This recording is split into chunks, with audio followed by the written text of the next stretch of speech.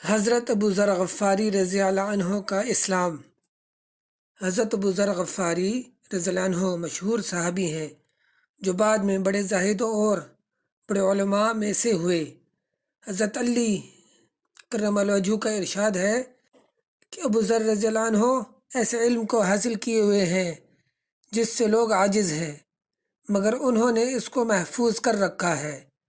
جب ان کو حضور اقدس صلی اللہ علیہ وسلم کی نبوت کی پہل خبر پہنچی تو انہوں نے اپنے بھائی کو حالات کی تحقیق کے واسطے مکہ بھیجا کہ جو شخص یہ دعویٰ کرتا ہے کہ میرے پاس وحی آتی ہے اور آسمان کی خبریں آتی ہیں، اس کے حالات معلوم کریں اور اس کے کلام کو غور سے سنیں۔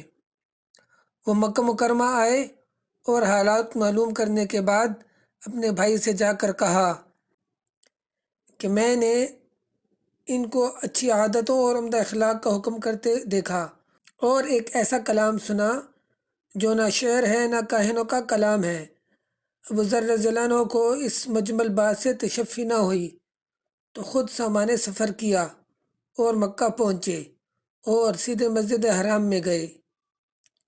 حضور صلی اللہ علیہ وسلم کو پہچانتے نہیں تھے اور کسی سے پوچھنا مصلحت کے خلاف سمجھا۔ شام تک اسی حال میں رہے۔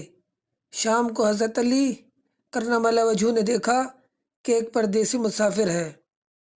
مسافروں کی، غریبوں کی، پردیسیوں کی خبر گیری، ان کی ضرورتوں کو پورا کرنا ان حضرات کی گھٹی میں پڑا ہوا تھا، اس لیے ان کو اپنے گھر لے آئے۔ میزبانی فرمائی، لیکن اس کے پوچھنے کی کچھ ضرورت نہ سمجھی کہ کون ہو، کیوں آئے۔ مسافر نے بھی کچھ ظاہر نہ کیا۔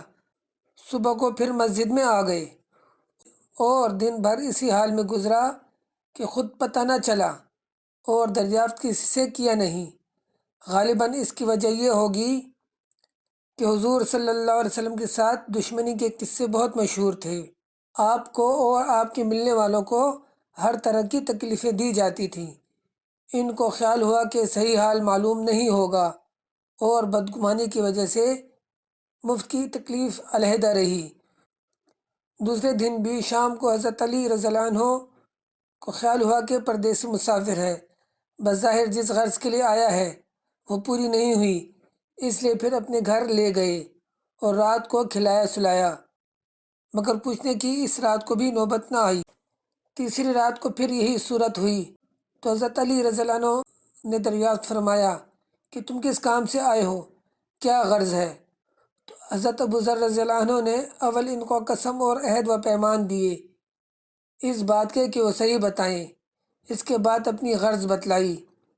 حضرت علی کرم اللہ وجہہ نے فرمایا کہ بے شک وہ اللہ کے رسول ہیں اور صبح کو جب میں جاؤں تو میرے ساتھ چلنا، میں وہاں تک پہنچا دوں گا، لیکن مخالفت کا زور ہے، اس لیے راستہ میں اگر مجھے کوئی شخص ایسا ملا جس سے میرے ساتھ چلنے کی وجہ سے تم پر کوئی اندیشہ ہو تو میں پیشاب کرنے لگوں گا یا اپنا جوتا درست کرنے لگوں گا، تم سیدھے چلے چلنا، میرے ساتھ ٹھہرنا نہیں جس کی وجہ سے تمہارا میرا ساتھ ہونا معلوم نہ ہو۔ چنانچہ صبح کو حضرت علی کرم اللہ وجہہ کے پیچھے حضور صلی اللہ علیہ وسلم کی خدمت میں پہنچے۔ وہاں جا کر بات چیت ہوئی، اسی وقت مسلمان ہو گئے۔ حضور اقدس صلی اللہ علیہ وسلم نے ان کی تکلیف کے خیال سے فرمایا کہ اپنے اسلام کو ابھی ظاہر نہ کرنا، چپکے سے اپنی قوم میں چلے جاؤ، جب ہمارا غلبہ ہو جائے اس وقت چلے آنا۔ انہوں نے عرض کیا، یا رسول اللہ صلی اللہ علیہ وسلم، اس ذات کی قسم جس کے قبضہ میں میری جان ہے کہ اس کلمہ توحید کو ان بے ایمانوں کے بیچ میں چلا کے پڑھوں گا۔ چنانچہ اسی وقت مسجد حرام میں تشریف لے گئے اور بلند آواز سے اشہد ان لا الہ الا اللہ و اشہد ان محمد الرسول اللہ پڑھا۔ پھر کیا تھا، چاروں طرف سے لوگ اٹھے اور اس قدر مارا کہ زخمی کر دیا، مرنے کے قریب ہو گئے۔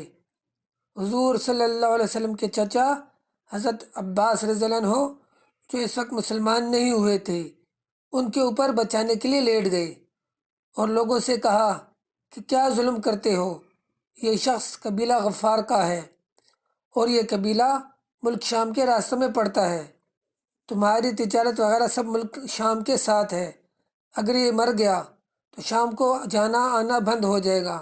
اس پر ان لوگوں کو بھی خیال ہوا کہ ملک شام سے ساری ضرورتیں پوری ہوتی ہیں، وہاں کا راستہ بند ہو جانا مصیبت ہے، اس لیے ان کو چھوڑ دیا۔ دوسرے دن پھر اسی طرح انہوں نے جا کر بآواز بلند کلمہ پڑھا، اور لوگ اس کلمہ کے سننے کی تاب نہ لا سکتے تھے، اس لیے ان پر ٹوٹ پڑے۔ دوسرے دن بھی حضرت عباس رضی اللہ عنہ نے اسی طرح ان کو سمجھا کر ہٹایا کہ تمہاری تجارت کا راستہ بند ہو جائے گا۔ فائدہ حضور صلی اللہ علیہ وسلم کے اس ارشاد کے باوجود ان کا یہ فعل حق کے اظہار کا ولولہ اور غلبہ تھا کہ جب یہ دین حق ہے تو کسی کے باپ کا کیا اجارہ ہے جس سے ڈر کر چھپایا جائے۔ اور حضور صلی اللہ علیہ وسلم کا منع فرمانا شفقت کی وجہ سے تھا کہ تکالیف کا تحمل نہ ہو، ورنہ حضور صلی اللہ علیہ وسلم کے حکم کے خلاف صحابہ رضی اللہ عنہم کی یہ مجال ہی نہ تھی، چونکہ حضور اکرم صلی اللہ علیہ وسلم خود ہی دین کے پھیلانے میں ہر قسم کی تکلیفیں برداشت فرما رہے تھے۔ اس لیے حضرت ابو ذر رضی اللہ عنہ نے سہولت پر عمل کی بجائے حضور صلی اللہ علیہ وسلم کے اتباع کو ترجیح دی۔ یہی ایک چیز تھی جس کی وجہ سے ہر قسم کی ترقی دینی اور دنیاوی صحابہ کرام رضی اللہ عنہم کے قدم چوم رہی تھی، اور ہر میدان ان کے قبضہ میں تھا کہ جو شخص بھی ایک مرتبہ کلمہ شہادت پڑھ کر اسلام کے جھنڈے کے نیچے آ جاتا تھا، بڑی سے بڑی قوت بھی اس کو روک نہ سکتی تھی، اور نہ بڑے سے بڑا ظلم اس کو دین کی اشاعت سے ہٹا سکتا تھا۔